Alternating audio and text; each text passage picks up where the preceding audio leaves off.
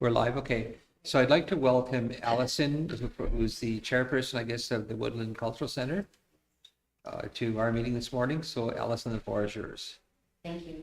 So as you know, Chris Miracle and I sit on the board of directors at Woodland Cultural Center, and we have one extra space to be filled for the Tyendinaga seat. We're looking for a community member, and we found one, Feather Miracle. Who?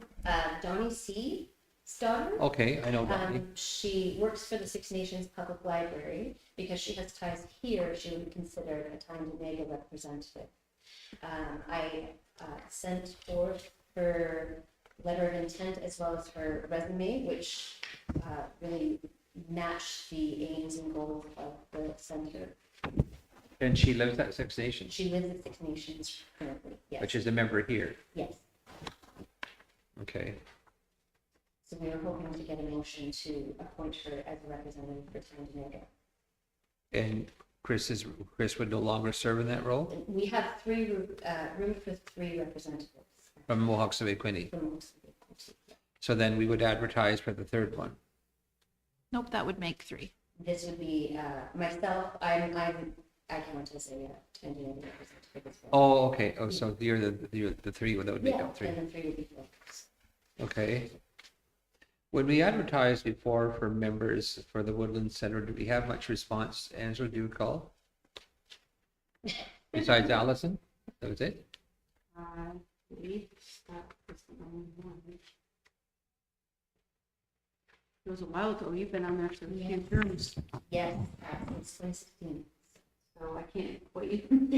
And so Feather Miracle would be the Because you didn't go through an interview process or anything. Okay. So I don't think so. To say she's qualified would be an understatement, Chief. Yeah. She's really keen, Yeah, incredibly qualified. we had her as part of our meeting a few weeks ago as a guest member, so she was able to provide some input but not hold on any of the okay. items. So is there a motion then to appoint Feather Miracle? Motion to appoint Feather Miracle, our third rep, Chief.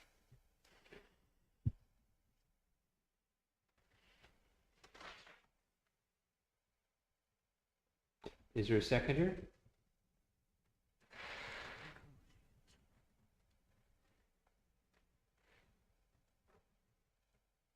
Did it get posted anywhere, or was there any call out? I brought it to council last year. We were talking about that during the meeting in April, I believe, but I don't know that it got posted. Oh, It's been vacant for a long time. okay. Yeah, and we just find that we're having a hard time meeting quorum because we don't have enough voting members. Gotcha. So we're trying to recruit people with particular skill sets as well. And this would be for a term of what? Our terms are currently 2 years. 3-year term? 2, didn't you say? 2, yeah, with the opportunity. A 2-year term. Yes. Got it, okay. Is there a seconder for that motion? I'll second. Linda? Then you can stay on if you want to. Yes. Is there anybody opposed? Okay, the motion is carried. Thank you. Yeah, well, I also wanted to ensure that everyone knew National Day for Truth and Reconciliation, the Marshall being opened up again as the interpretive site. They finished or are finishing the renovations, and it will finally be open again. Yeah, our grandfather's sister's name, Jenny Miracle, is on that plaque up there. Yes. She went there and died there when she was 16. And so, yeah, it will finally be open to the public, and they've been working, I mean, it's 10 years in the making, so it's something to really celebrate, to share with our communities. The other thing, there's been very little information that came to the families. I know the OPP constables came to meet with our family a year ago in July. And I guess there was to be ground searches there for the burials. We know that she's buried in the chapel cemetery there, but we don't know where. Mhm. There are a number There's a record of her burial in the burial records of that chapel. We've seen that. But apart from that she died there and she was buried there, that was all the information that we got. So, and I understood that the Woodland, there was something that we asked for there, the records, the school records for her and our grandfather, David Peter Miracle, and we never got them. And some thought they were at the Woodland Center, some thought they were in the Public Records Archives in England, some thought that they were the Diocese of Huron. So we don't know where these records are. And some thought they were at the Truth and Reconciliation place in Winnipeg. So what information is there about all that? I know. Well, the government's put a lot of money forward to inform families. There has been very little information that's come forward to the families, It continues, I know that they're working on, other than they just want more money to hire people to pay well, to the do. Survivor Secretariat would be a good place to start. They are the organization that has been trying to find the information specifically of the Mohawk Institute site of any of the students that. Well, we had conversations with them, and all they could tell us is where we might look for records, but there was never nobody seems to know where these records are. I bet a good place to continue that conversation also would probably be the archives within Woodland. And I know that they've had they've been moving physically within the site. So if the Diocese of Huron, Anglican Diocese, if they had records, have they turned them over to the Woodland Center or to someone They're else? being asked to, and some of the issues around that are that they will give a copy, not the. Okay, so official record. have copies been received? I'm not sure about that, but I can find it. If you could, Allison, I'd appreciate some information. Absolutely. Yep. Jenny Miracle and David Peter Miracle, they were enrolled on the 29th or 28th day of August 1896. And our Aunt Jenny died there on the 16th day of August 1900. That's according to what the police told us.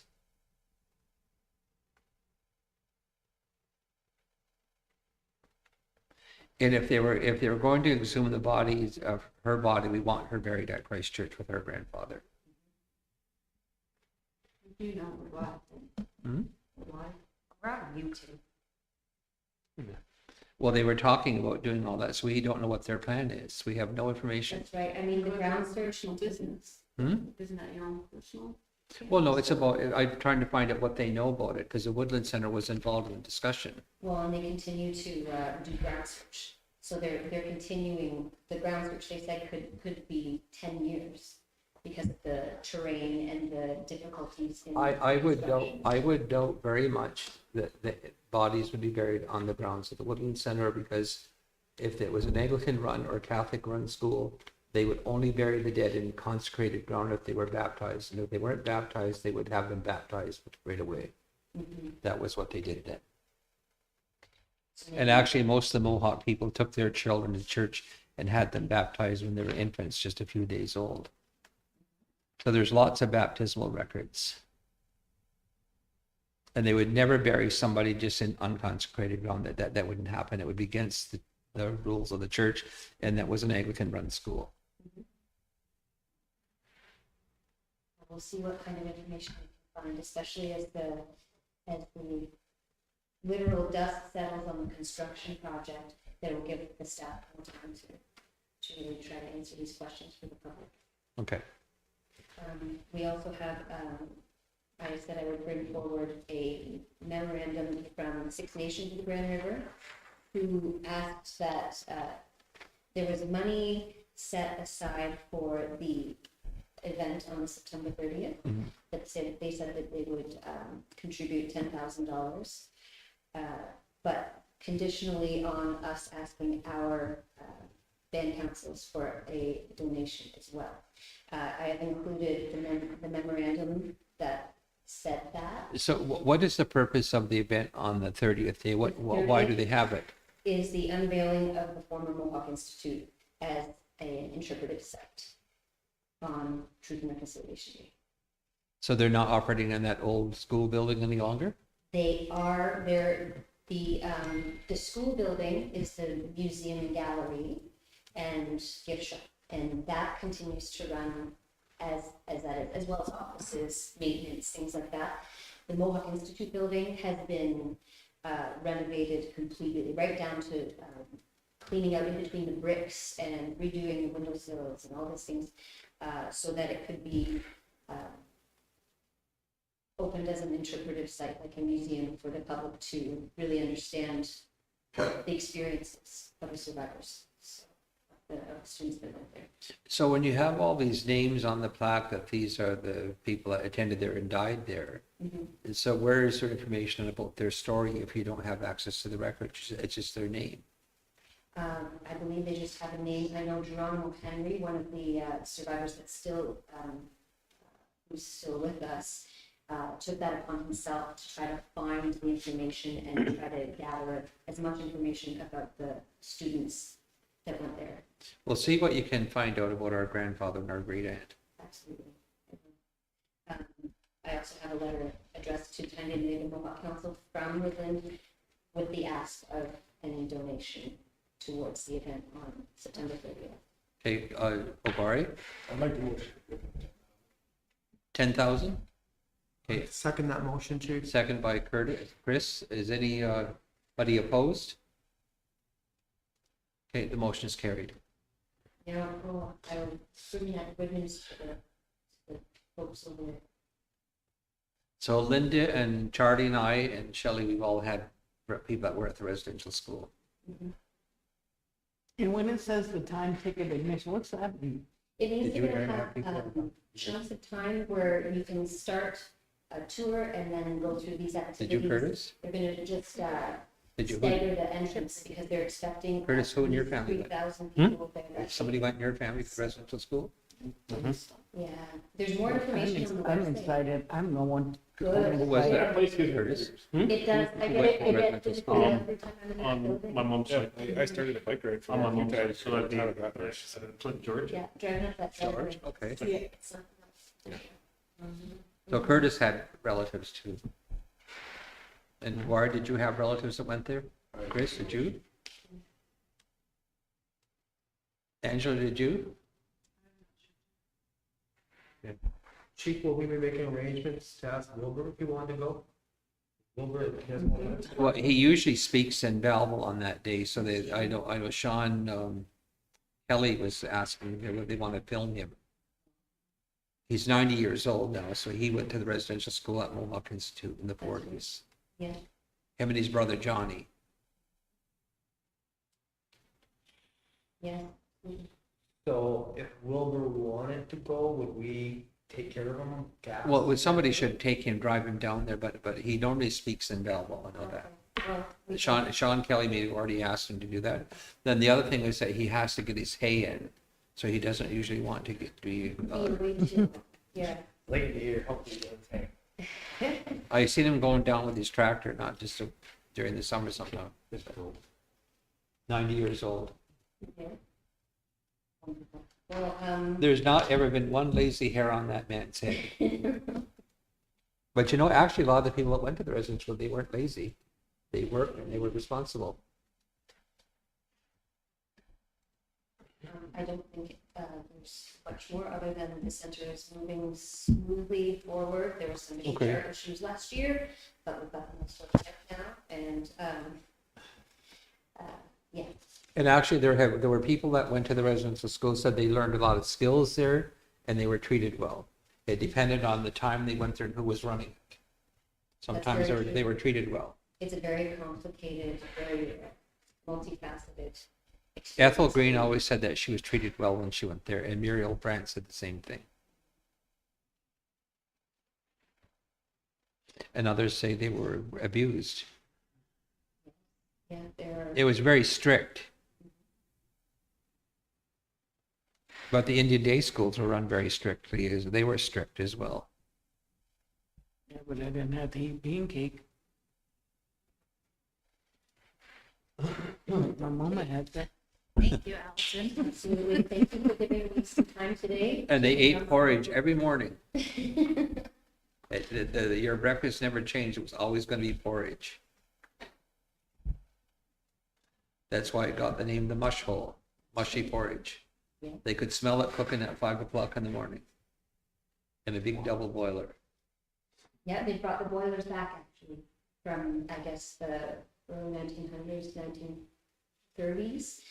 We got to see, did you get to see those on the tour? No?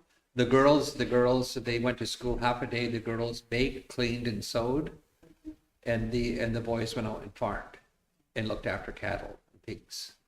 What do you mean, the big birds? Yeah, we need to refurbish those and put them on display so everyone can see. So the woodland, when I was on the woodland, AI used to, the chiefs used to go to the meetings of the Woodland Cultural Center. We'd have usually a quarterly meeting, and I went with Earl when I was a counselor, and we used to have the meetings down in where that kitchen was. Did they keep the kitchen the same, or did they change it? They had to empty it all out to kind of renovate it for health and safety, but they put everything back in just as it was. Yeah, because it's important that if you change it, you destroy history. Yeah, absolutely, and that's the whole point. Yeah, that's And the they're whole. really doing an awesome job. I really encourage it. Ava Hill's campaign was save the evidence. Yes, that's right. You know, if it wasn't for her, that would have been torn down. Because it was getting in pretty rough shape, that building. It was a point of, are we going to save it or are we going to let it go? I totally supported saving. I said, people have to understand what happened there. I mean, you can go in the building where this went on. It's a lot different than just going to a new building, reading about it. But again, I think there has to be a balanced story because it wasn't all bad. There were administrators that did run it properly. Okay, thanks very much for coming. Absolutely. Thank you very much. Thanks, Allison. Take care.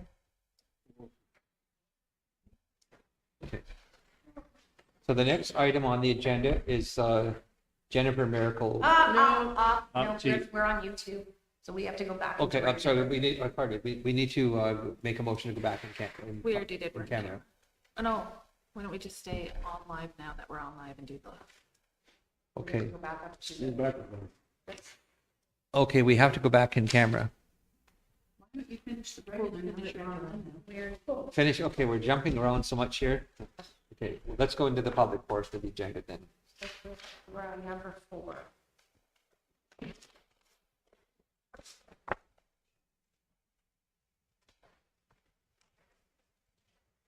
These are the RFPs that were received for the patrol officer. Actually, we are at number 3, we never finished the one on the meetings outside the territory. Yeah, we did. I We thought did, Chief. too. Yeah, we did.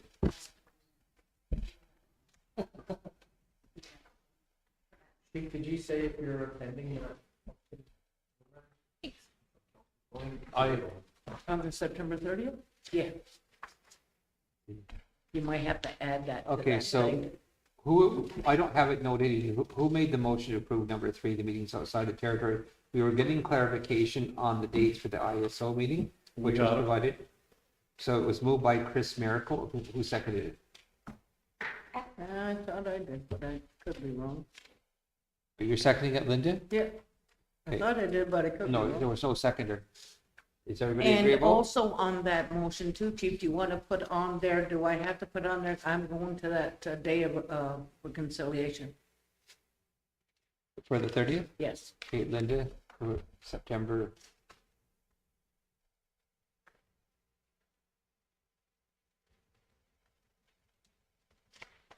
So can I pass that motion if I'm on it? You're going to that too, Chris?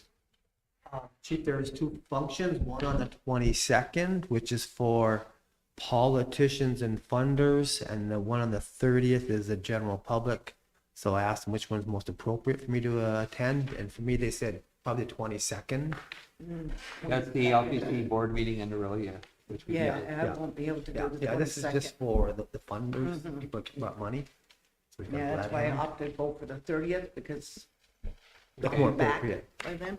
So you're gonna go on the 22nd then? I'm gonna go on the 22nd, Chief. Chris Miracle. And not the 30th, Chris? I'm sorry? The 22nd, not the 30th? I'm going on the 22nd. I don't think the 30th, but I'll get back to you. Okay. So motion then to approve these dates. It's been moved by Chris Miracle, and you're gonna second it, Linda? Mhm, If I Okay, can, you can. okay, then I am. Anybody opposed? Seeing none, the motion is carried. The electoral officer. The motion is to approve Lon Johnston, who's run the election last year.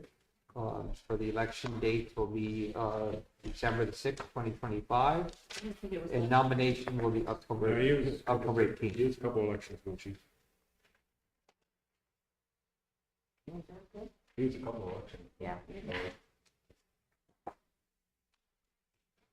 I don't seem to have that other document that you guys have. I just have this I agenda. just gave it to you.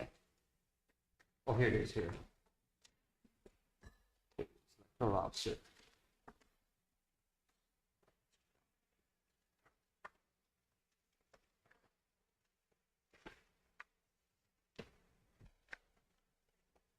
Johnson. M. Powell Consulting.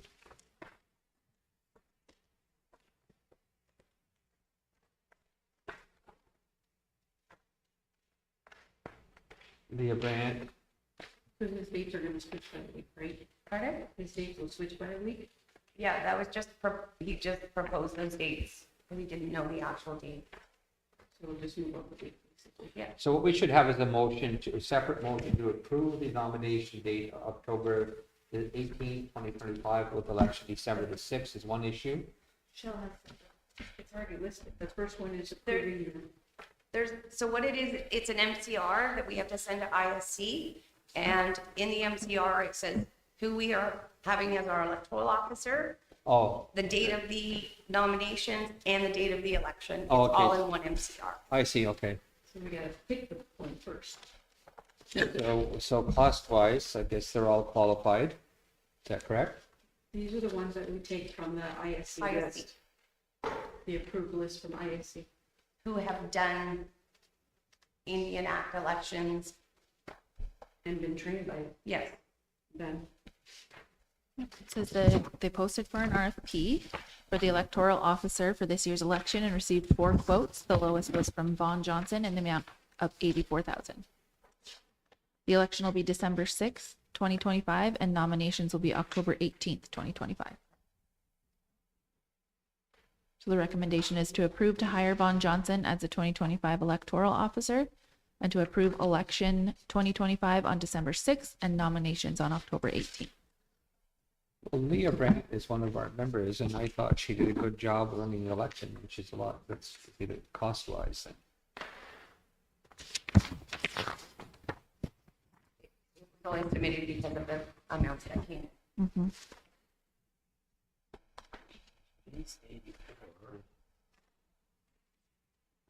83.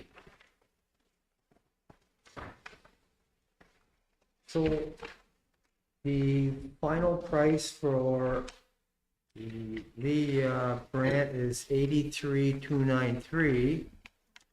Leah is 119, Oh, 293, 119. 27. Okay, I'm sorry.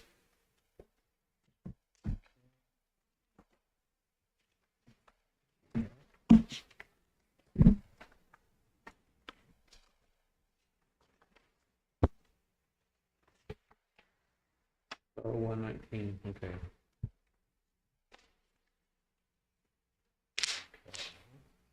One 119,923. 27. And Vaughn Johnson is 84,000, so he's the cheapest one of them all, right? What is council's decision? Angela, where is the RFP for these? Did you send an RFP to these people?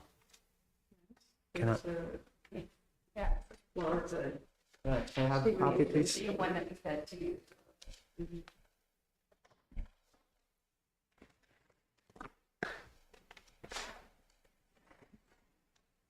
So what is the council decision? You've got to get this done. Yeah, I'll motion. To appoint John Johnson To at approve to hire 84,000 Vaughn Johnson. and the nomination date and the election date. Yes. Moved by Aaron, And I'll second that, chief. is any, Curtis, you're good? Chris? It says option to retain bands staff as deputy EOs. deputy electoral officers.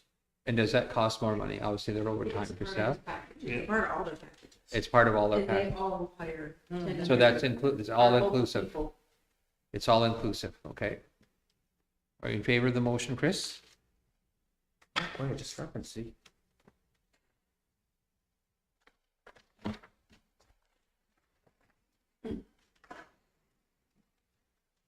You're in favor? Yeah, I don't see Okay. any reason why not. Okay, motion is carried. Yeah.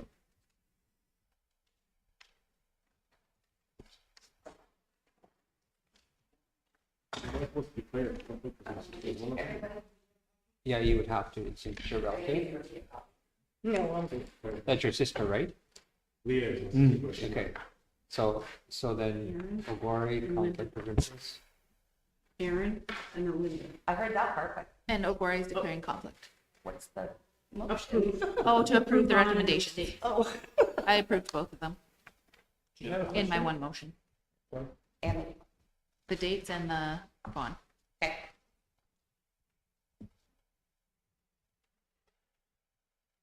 Now, I hate to say this, but one thing the public notices that you all, quite a few run ahead of the chair. They ask, why does that happen? They ask, who's chairing the meeting?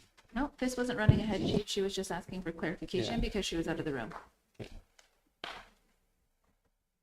Okay, go ahead. I thought our policy said you had to have liability insurance to bid on our projects, because there's significant liability when people bid on this. If there's a lawsuit or anything, MBQ is left holding the bag if these people don't have insurance. And I believe we told community members, it's very public, that you can't work for us if you don't have full insurance. So my question is, did the request go saying you have to have professional errors and omissions insurance to bid on this? We will ask him for. No, did the call letter ask for it? Okay, but it might not be bolded in here, but my question is, why do we tell a community member such as Russell Loft, and I think it's in the minutes and very public, you can't bid on our work if you don't have proper insurance? Because we don't want him to cut his leg. Okay, If he hits a stump and jumps out. are you concerned about liability for us? Is that not what we have insurance in place? I think the standard has been set a long time ago that we would ask for, that people have the proper insurance. Okay, so my question is, why do everybody and their dog have to have insurance except some people? And I raised this issue this morning on a different matter, but I wasn't allowed to finish my statement. We were in private, and And- that should remain in private. And, well, that person didn't have insurance, yet you hire her. That is a She did. She complete provided broke. insurance. 2 years ago, I'm she sorry? provided insurance. Yes, there was insurance. She's provided insurance every time she's been the electoral officer. Well, when we asked these questions, I was told, no, she doesn't have I it, know, but but who maybe, told you that? we should ask the lawyer. And I said, we can ask your lawyer. Of course, he's gonna tell you if that's your policy for most, and it's gonna apply to that person. Okay, well, I rest my case. That you were incorrect and they have insurance? That you were incorrect and they have insurance? I'm interested in what? Have Never insurance. mind. You want the electoral office to have insurance. I want policies to apply equally to all, not a policies apply to 99% of the people, but not to 1%. That's what I Okay, want. so everybody And who I has think a everybody in the contract community with wants that too. What he's saying is everybody who has a contract with MBQ should have liability insurance. I'm saying what you told community members, I'm just reiterating what you tell people to their face. Okay, let's move on. I'm sorry? I just said, let's move on. Okay, Angela can take that up with Vaughn Johnson then. Okay. So if there's any kind of omission on the error, it would be errors and omissions insurance. If they forgot to do something and it affected the election and we got into a lawsuit, then there's something to fall back on. Okay, the next issue, there was a request from the fire department to have a beer tent. Normally the council approves, all it says, acknowledge the event. That is what they asked us. They asked us, this council approve them to operate a beer tent. Yeah, they have in the past forever. That's their big fundraiser, isn't it? So the letter will have to be amended then to say that they could approve your request to operate a beer tent. We So- don't normally say approved in the letter, though, it always say acknowledge. Report. It says the Tyendinaga Mohawk Council acknowledges that this is a significant event for our community. That isn't what they asked us. They asked, do we support them operating a beer tent?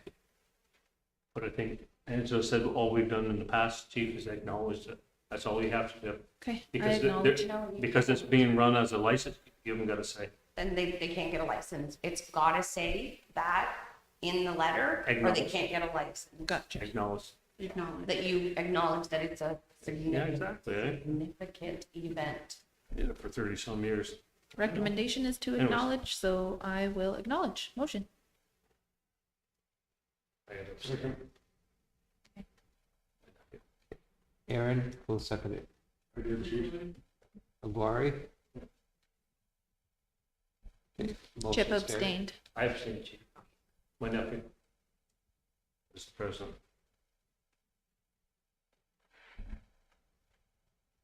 Okay. Nephew. Okay. The business renewal registration for Daniel J. Brandt, management consulting business, no fire environmental inspection required. Does council approve? No motion.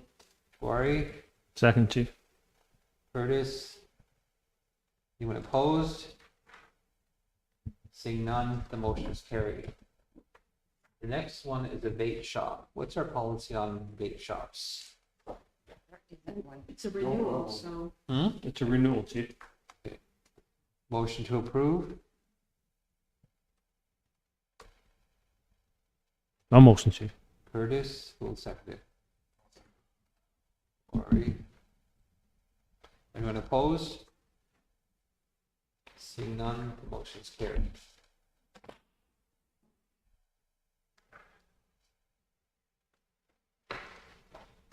The business registration for ES County Country Boutique, Brenda Brant's the owner, craft shop, fire inspection completed. Motion to approve. All motion. Aaron, will I'll second. second. Linda. Anyone I have to opposed? abstain, chief. Curtis abstained. Why? Sister-in-law.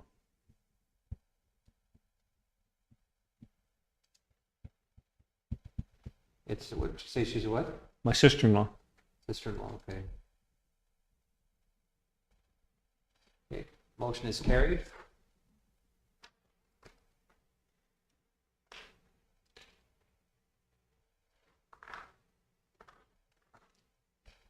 Number 9, business registration renewal for L&M Enterprises, Sharon Merrick with the operator convenience store, environmental fire inspection completed to approve and sign. It's a gas station too, isn't it? Yes, it is. Or is it two separate stores in the same park? I believe this is just. She couldn't get insurance because of the having a cannabis shop on some of her property. So she doesn't have insurance.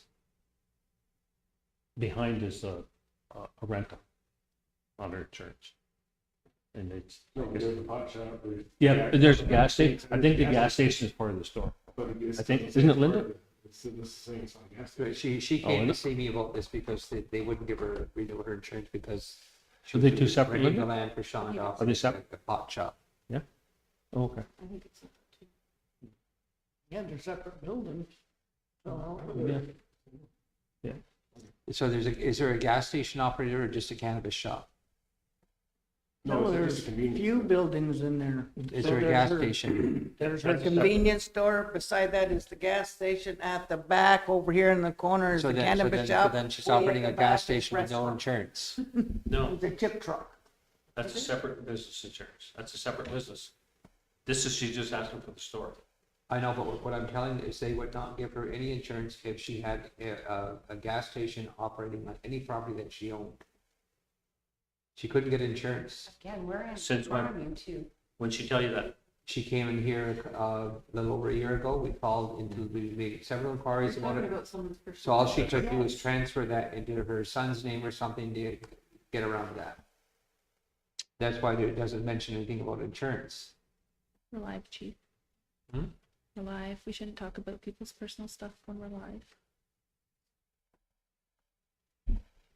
But I guess for the point I'm making is if you require other gas stations to have insurance, this one is being treated differently. It's not the This gas one's station. just applying as convenience store, not as gas station. but they wouldn't give her insurance for anything as long as she had a pot shop landing operating on any land that she owned. I don't know what that has to do with the convenience store. Does she own that little gas station? Apparently at the time she was renting it to Sean, so I don't know if she still is or not, but that's what, so she came to ask for help to go after the insurance company because it was a different lot. They told, and the insurance companies, no insurance company would give her insurance. And she had been dealt with the company, with the same company for years, never had a problem. But there's no mention of insurance on here. And defer, then. Last I recall, we didn't require insurance to do business licenses, did we? We recommend it strongly. Okay, does council want to approve this then? Who will move? Not anymore, now they brought all that up. Exactly. Let's defer it to find more information. Defer it? Yeah. Who will move to deferred? I will say. Who will second it? I'll second. Motion is carried.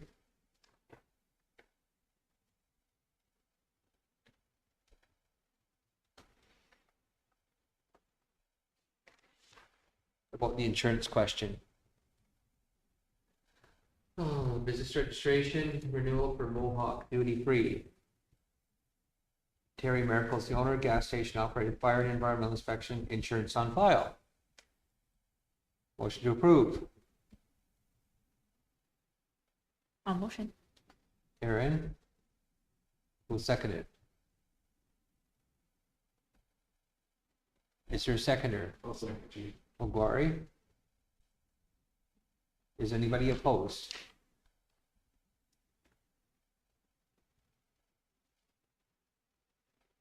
Seeing none? Motion is carried. Number 11. New business registration for Cloud 49 Vape Outlet Center, Jason Miracle Retail Vape Sales, Environmental and Fire Insurance, completed inspection insurance on file. We'll move. I'll move. O'Gwari will second it. I'll second, Chief. Curtis? Anybody opposed? Seeing none, the motion is carried.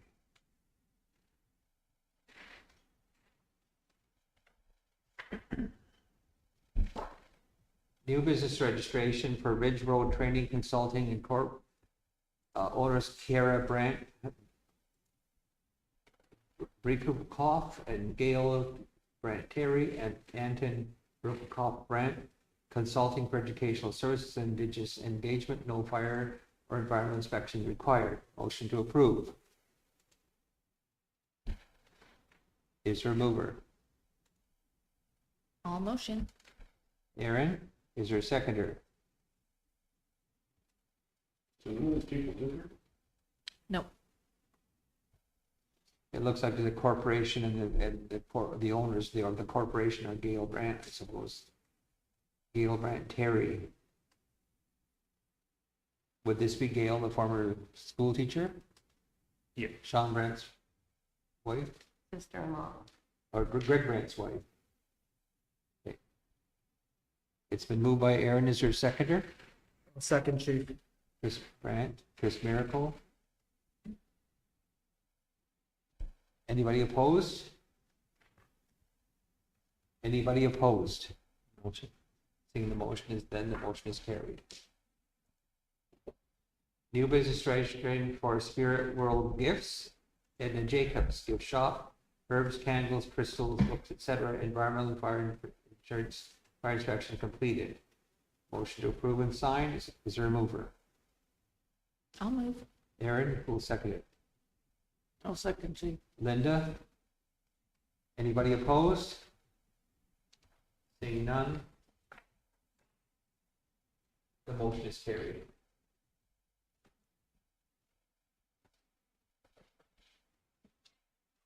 New business registration for Roadhouse Collision and Restoration, owner Michael Landry, mechanic James Bricks. Environmental inspection was completed, insurance is on file. I'll move. Chris Miracle. Is there a seconder? I'll second, Chief. Curtis? Anybody opposed? Seeing none, it's carried.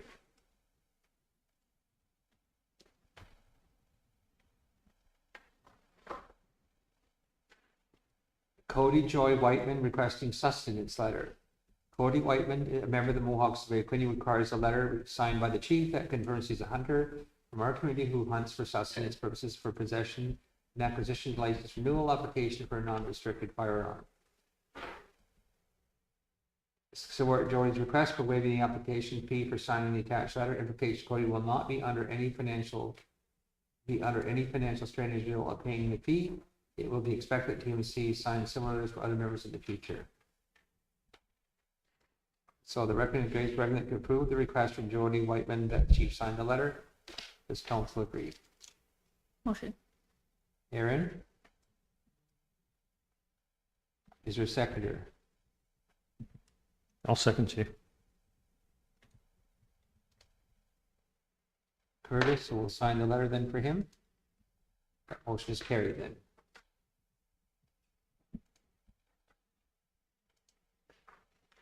Land transfers.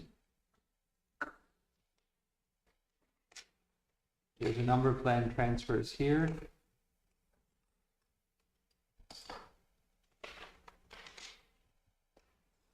The land transfer from Kevin Joseph Kunkel, Timothy Paul Kunkel, and Alan Michael Paul to Evelyn May Wheeler. Consent lot 7H, concession 2. RSO 1206 and lot 7H2, concession 2, RSO 1206. A land transfer from James Earl Brandt to Jeffrey Wayne Boysley McDonald of lot 68.5, concession 1. Candaland survey record 111245 and lot 9F at -3, concession 1, Candaland survey record 111245. A land transfer from Brenda Lorraine Asselstein to Darren Michael Asselstein and Brenda Lorraine Asselstein as joint tenants for lot 22L4, concession A, Candaland survey record 67068.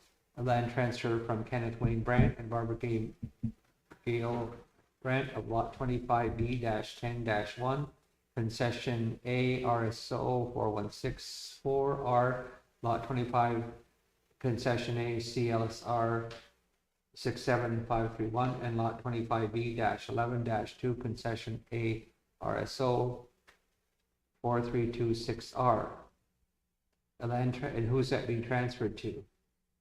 It's been updated. The last one, Okay. a land transfer from Christopher Montgomery Miracle and Susan Lynn Miracle to Ian Christopher Weed of lot 21J3, concession A, CLSR 114920. Okay, I'm talking about the one for Kenneth Wayne Brandt. Kenneth Wayne Brandt to Miles Wesley Orville Adam Green. Mm-hmm. The one I'm looking at, it says the land transfer of Kenneth Wayne Brandt and Barbara Gale, but it doesn't say who's it doing transfer It doesn't to. say who it's transferred to. Oh, you're above that? Gotcha. Yeah, that one right after Right here. Brenda Asselstein. Yeah. Who are they transferring it to? No, it doesn't say on that one. You're right. I Well, did get this fixed. Yeah. Well, they, Shelley, we caught these last night and Shelley fixed them, but But it's not, Glitched. it's not syncing properly to the system. Oh, okay. the last ones were missing a couple too last night. I'm just going to sign these ones here. Maybe I can look at it. They'll tell me on here.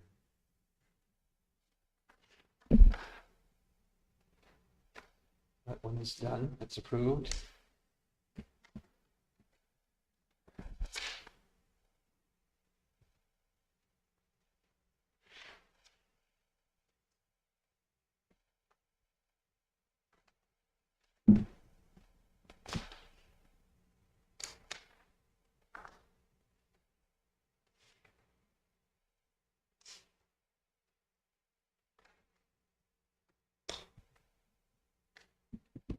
It's Miles Orwell, Wesley, Adam Green.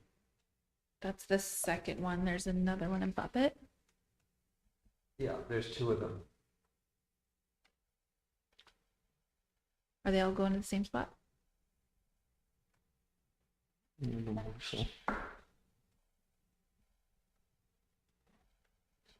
The only one we're missing is the one from Ken and Barbara Yale, right? Mm-hmm. I think this is the Bible college, isn't it? Yes.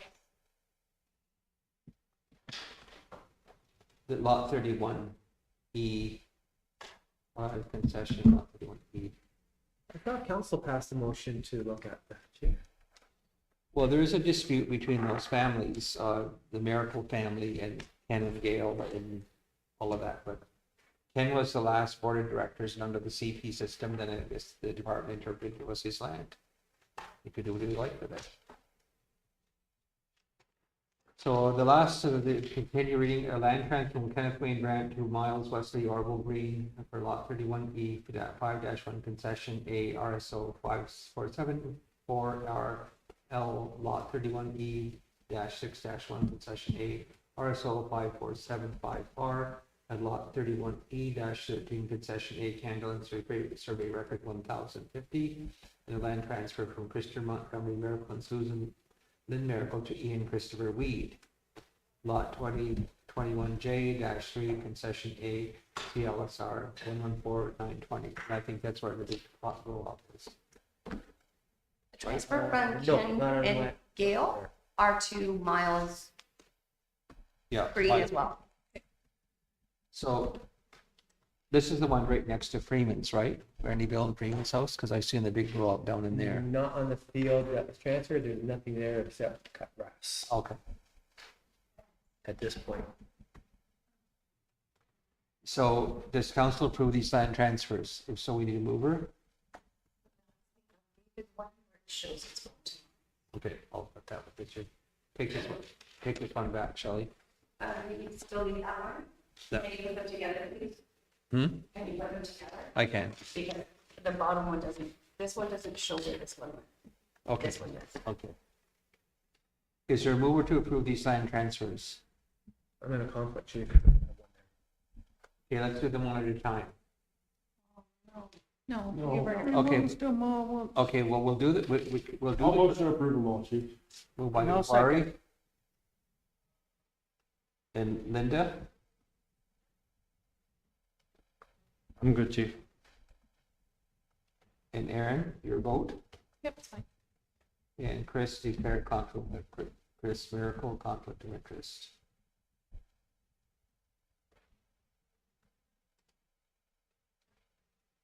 Okay, the motion is carried. Okay, I'll start signing these then.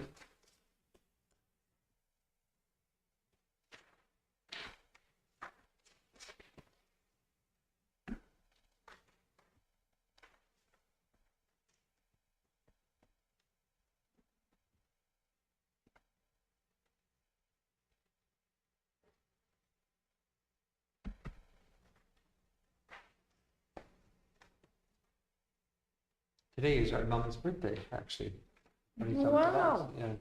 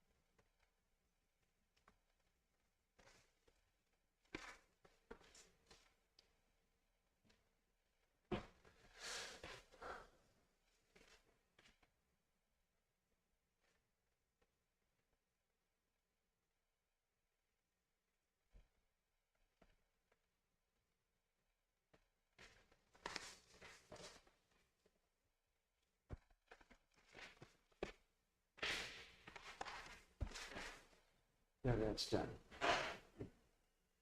Employment training for policy revisions, the post-secondary support section of the employment training policy has been revised to be consistent with the MBQ post-secondary policy and maximum funding allocations for persons' fees.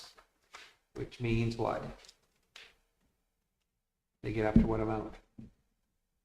Living allowance? Maximum amount of 7,200. 7,000, that includes the food and shelter, right?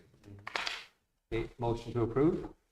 Responsible for anything. Ogari is moving, who'll second it? Now second. Linda. Anyone opposed? None, the motion is carried.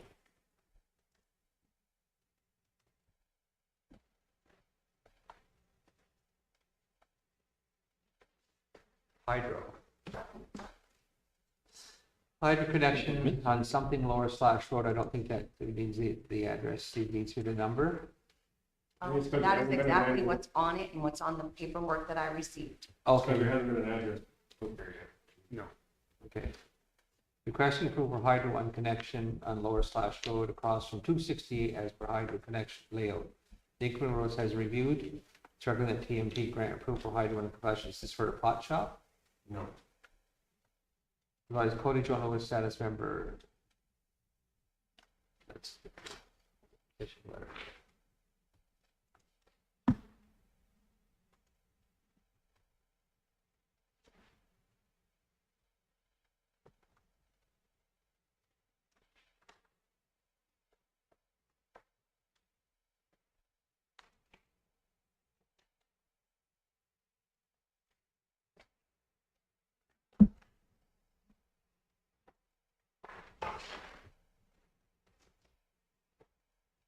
Where are these hydro connections here? 18. Okay. Does council approve? All motion. No Well, second, Chief. this hydro connection is attached to a hunting letter. I'll second it, Chief.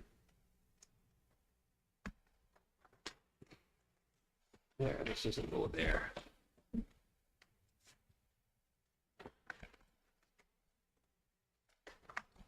Okay, who moved? I did. Aguirre and Curtis. Second.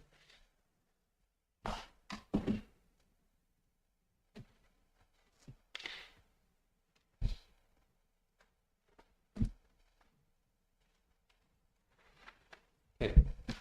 Motion is carried.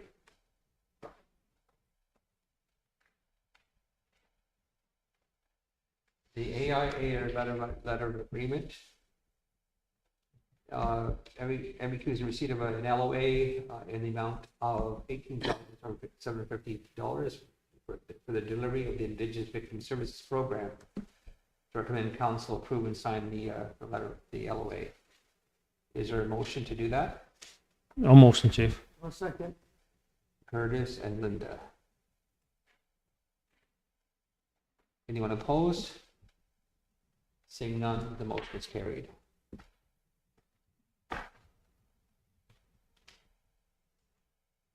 The agreement for the Gladue aftercare worker. MBQ is in receipt of a TPA for the Gladue aftercare worker for 2 fiscal years, $169,111 for 25-26, and $174,687 for the year 26-27 fiscal year. Recommend council approve and sign. Is there a motion to do that? All motion. Aaron, will I'll second. second. Linda. Anyone opposed? Oh, bless you.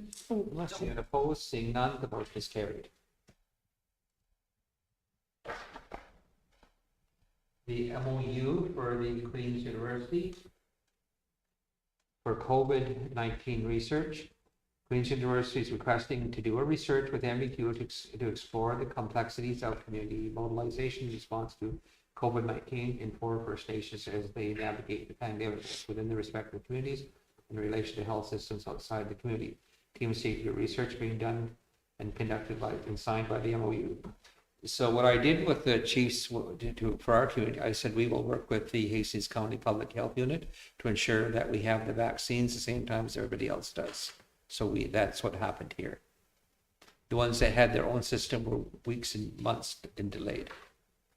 It made no sense. I said, if they're distributing they let the community get them from the local public health units, wherever the vaccine is. And then the nurses can set up a clinic on the reserve. That's how we've done ours all the time, both with both pandemics. Motion to approve, Motion. I'll second. Gary and Linda. Anybody opposed? No. Seeing none, motion's carried. Chief, on that issue of emergencies and planning, we still haven't had our emergency planning session that council approved a couple years ago. And people are asking me, what are the evacuation routes in the event of a widespread fire? What is the plans for the community? And I told them, I don't know. Well, really what they have to do is wherever their hotels are, that's where you have to go, much the same way with the Manitoba fire. Someone had to come to Ontario. It's wherever they can get accommodation. So council passed a motion a couple years ago to have emergency planning exercise, so we're prepared for an emergency. I'm bringing it to council's attention again, chief. Okay, If a wide-scale emergency were to happen, are we prepared? We haven't had an emergency planning session in, I think, 25 years. And I think typically it's an annual event for any responsible community. Paper exercise. well, I guess the way the emergency plan works, say, Indigenous Services Canada work with Emergency Management Ontario. They provide resources, they execute people to find hotel rooms if there has to be an evacuation plan. If it's a a train derailment that would cause toxic chemicals that to be into the air or water, then it's assessed by environmental people, then they make a decision. But if once the decision is made to evacuate the community, then Indigenous Services Canada work with emergency management to find rooms for them. And it could be anywhere, because you don't know which rooms are going to be free at the time the emergency happens. There could be some big event going on, so rooms would be scarce. That's why the chiefs delayed their meeting, having their meeting in Winnipeg there, because they needed the rooms for the fire victim evacuees. So it depends on the availability of resources. But we can have another emergency. There was one held about maybe 5 years ago at the former senior citizens building on 49 Highway. I went to that. It was poorly attended. We're also updating over the last year and a half, I believe, we've been working to get the plan updated. There were a few staff in the fire department went, but largely it was not well attended. But let's make a notation. Let's have a motion then to schedule an emergency planning meeting We're supposed to do a tabletop exercise, chief. or a tabletop exercise. You moving that, Chris? Absolutely. We'll second it. I will, chief. Curtis, It's on the date. is anyone opposed? Seeing none, the motion is carried. Okay, MBQ, the Solicitor General TPA, MBQ has received a TPA solicitor for $20,000 to provide programming for Indigenous clients in the community support rehabilitation and reintegration. Motion to approve? All motion. I'll second. And who is being integrated? Are these offenders? People in prison? Are these people that have been incarcerated? Because there was somebody by the name. Well, we're live. Oh, okay. Okay. Well, the motion to sign the 20,000, that's fine. Yeah. We have a discussion about that. Yeah, we can talk about it.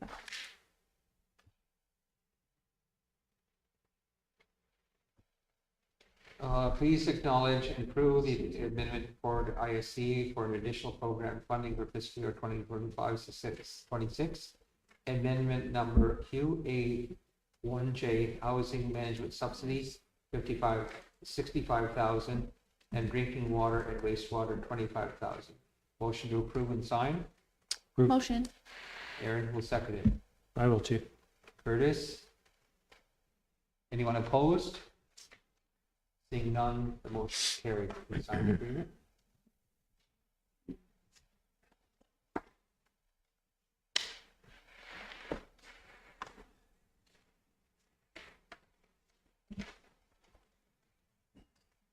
Alan Pratt invoices, invoice number 6393, $1,590 for the Culberson land claim.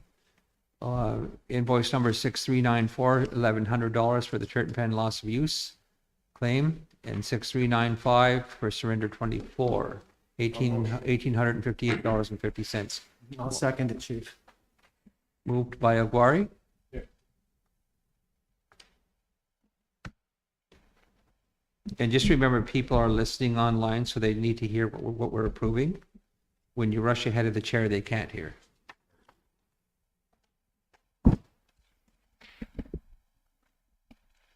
JFK Law invoice, invoice number 402730 in the amount of $1,348 for general matters. Motion to approve and pay.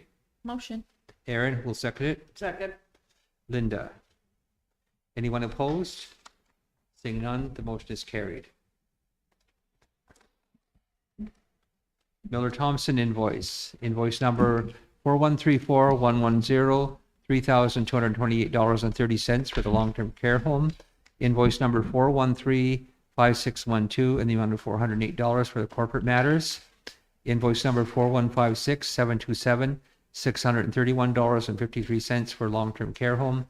Invoice number 4156912, $4,023.65 for the long-term care home. Motion to approve and pay. Motion, Chief. Curtis, who will second it, and Aguirre. Is there anyone opposed? Anyone opposed? Seeing none, the motion is carried.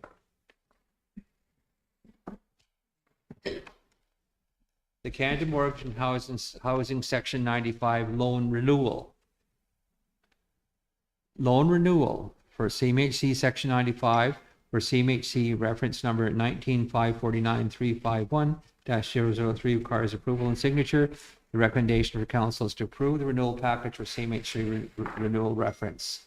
Is there a motion to approve? Almost, Chief. I'll second. Okay, Aguirre and Aaron.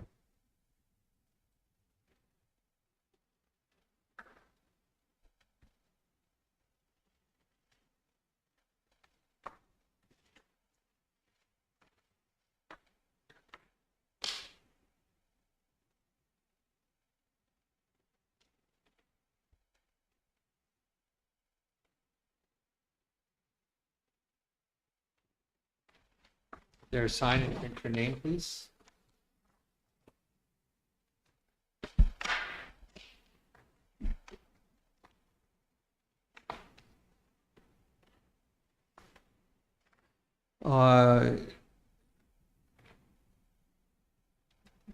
Tender for the site works for 7 new one-bedroom single detached homes closed on August the 16th, August 19th with the following results. These are the tender results. Bill all contractors, $227,633. Anderson Property Management, $348,297.28. The recommendation is to approve to award the contract to Bill all contractors for the total amount of $227,633. Does council approve? So do we have a motion? I'll motion. Aaron will second it. Is there a seconder for this motion? I'll second, Chief. Linda? Is anyone opposed? Is anyone opposed? Is anyone opposed? Seeing none, the motion is carried.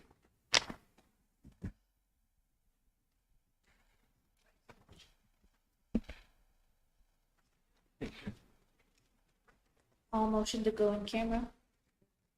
Or wait, do we have another thing? Oh, sorry, we have an addition. Let's wait, there might be something else here.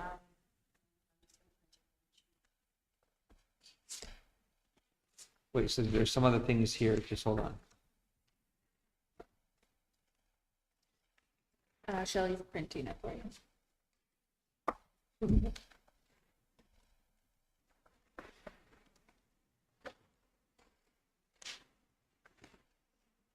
So we're back in camera then? No, not yet. No. We have an add-on.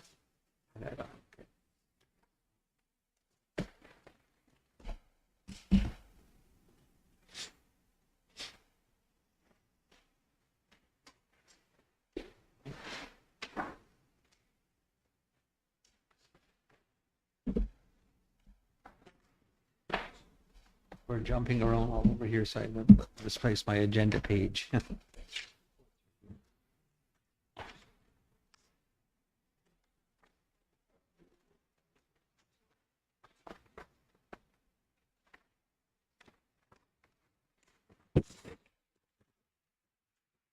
we have one more item. Does anybody know what that item is? I can write it down here. It's 29. What number it is? Yeah, there's another, Shelby, the one that Shelley's gone to get, number 29. It's an add-on. I don't know.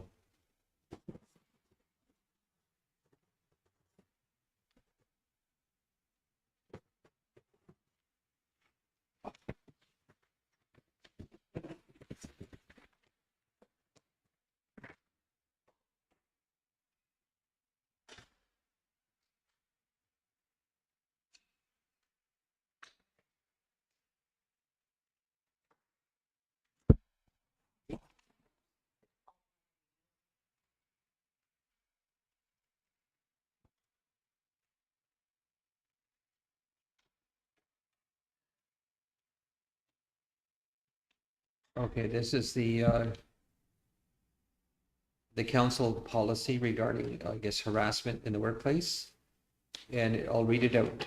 Whereas the Tyendinaga Mohawk Council recognizes its duty to provide leadership and oversight on behalf of the community. And whereas in the absence of adopted governance policies, there is a need to formally define the roles and responsibilities of the chief and council to ensure clarity, accountability, and respect in the exercise of authority. And whereas the council acknowledge it is its responsibility to uphold the principles of good governance, transparency, and respect for staff, community members, and each other. Be it resolved that the chief and council of the Mohawks of Bay Quinte adopt this resolution as a guiding framework for council responsibilities until such time as the comprehensive governance policies are formally developed and approved. Affirm the following responsibilities of chief and council: to act in the best interest of the community as a whole with fairness and impartiality, to respect the roles and professional expertise of staff and refrain from harassment, interference, or undermining of staff duties, to collectively make decisions at duly convened council meetings and speak with one voice once decisions are made, to maintain confidentiality on sensitive matters and respect privacy rights, to use social media responsibility and refrain from posting, sharing, or endorsing content that disrespects staff, council decisions, or brings council into disrepute, to declare council's conflict of interest and recuse themselves from related decisions. This includes leaving the room during discussions and deliberations and refraining from influencing any individual staff member of council, either directly or indirectly, to uphold respectful conduct toward fellow councillors, staff, and community members at all times, to support the development and adoption of comprehensive governance policies in the future. Definition of harassment. The purpose of this resolution: harassment is defined as any unwelcome conduct, comment, gesture, or behavior, whether verbal, physical, written, or electronic, that is known or ought to be reasonably to be known to cause offense.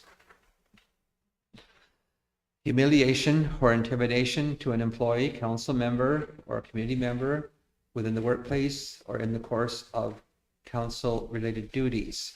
Harassment includes, but not limited to, verbal abuse, threats, shouting, or insulting remarks, unwanted physical contact, blocking movement, or intimidation, offensive jokes, slurs, and derogatory language, bullying, repeated criticism, or actions that undermine professional integrity, written or digital harassment, including emails, text messages, or social media, harassment based on protected human rights grounds such as race, gender, age, disability, religion, or sexual orientation. Sexual harassment includes unwelcome sexual advances, requests for favors, or other conduct of a sexual nature that creates a hostile or offensive environment. Chief and council affirm a zero tolerance stance toward harassment in the workplace. All members of council have a duty to model respectful behavior and to ensure a safe and healthy work environment for staff and community members. Any allegations of harassment involving a councillor should be promptly shall be addressed promptly through a fair, impartial, and transparent process, which may include the use of external investigator, mediator, or legal advisor to ensure independence and avoid conflict of interest. The process shall provide a safe avenue for staff or community members to bring forward complaints without fear of retaliation. Consequence for breach: failure by a counselor to comply with the responsibilities and workplace harassment policies set out in this resolution may result in sanctions imposed by council, but not limited to formal censure, recorded in the council minutes, removal from committees, boards, or delegated portfolios, loss of honorarium, suspension of travel or representation privileges on behalf of council, mandatory participation in training, mediation, or conflict resolutions, public reporting of council's decision to the community, referral to external authorities if the conduct breaches applicable laws. Section 4, implementation. Direct that this resolution be shared with the staff and community members as demonstrated of council's commitment toward good governance and accountability. That be it resolved that this resolution shall remain in effect until superseded by formal governance policies adopted by the council. Is there a mover for this resolution? I'll move to. I'll second.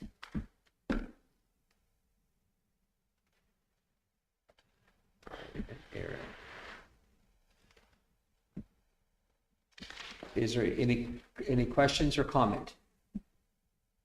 Curtis? Nope. Aaron? Nope. Chris? Minor forthcoming, Chief. Linda?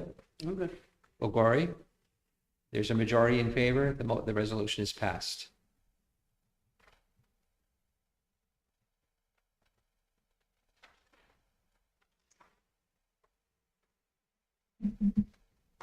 Oh, comment, Chief? The investigation part about fair and transparent, I've been down that road, and it's anything but fair and transparent. It's Well- totally, you asked me, it's totally one-sided, totally biased, where one party is judge, jury, executioner, the other party has no say.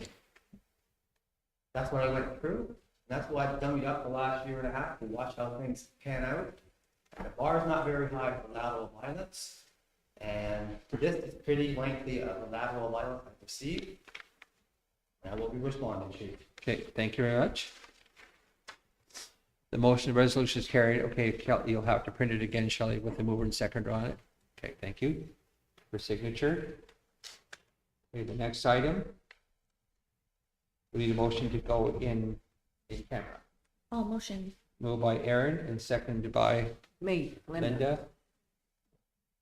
I'd like to thank the ladies and gentlemen who joined us today for our council meeting. So the council now is back in camera, and I apologize for jumping back and forth, but there's just been a number of issues that the council had to deal with today.